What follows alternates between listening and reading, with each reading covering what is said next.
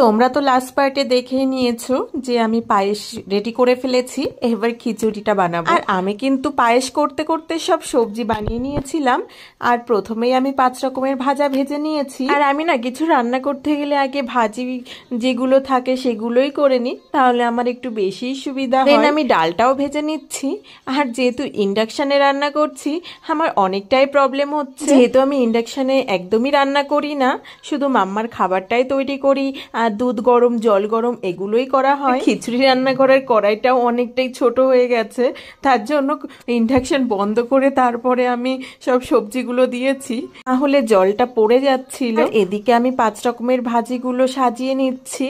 আমি এরকমই করি জানো তো, একটা কাজের মধ্যে আর একটা কাজ করতে আমি বেশি পছন্দ করি। ওই বসে বসে একটা কাজ সারাদিন ধরে করতে আমার একদমই পছন্দ হয় না। যাই হোক, আমি তো 5 রকমের ভাজাটা সুন্দর করে সাজিয়ে নিয়েছি। আমার খিচুড়িটা তো অলমোস্ট ডান হয়ে গেছে, এবার ফোড়ন দেওয়ার পালা।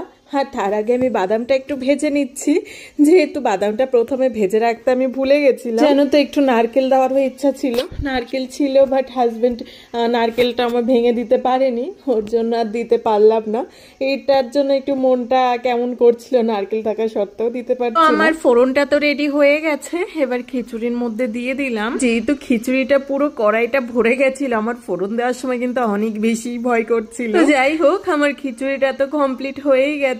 এবার একটু জিরে গুঁড়ো, একটু গরম মশলা, ঘি, চিনি, কাজু কিশমিশ সবকিছু দিয়ে দিচ্ছি। ফাইনালি আমার খিচুড়িটা তো কমপ্লিট হয়ে গেছে। এবার ঠাকুরের জন্য একটা প্লেটে বেড়ে নিচ্ছি, আর ভগবানকে ডাকছি, ঠাকুর যেন আমার খিচুড়িটা ঠিকঠাক হয়, যেন সবকিছু ঠিকঠাক থাকে।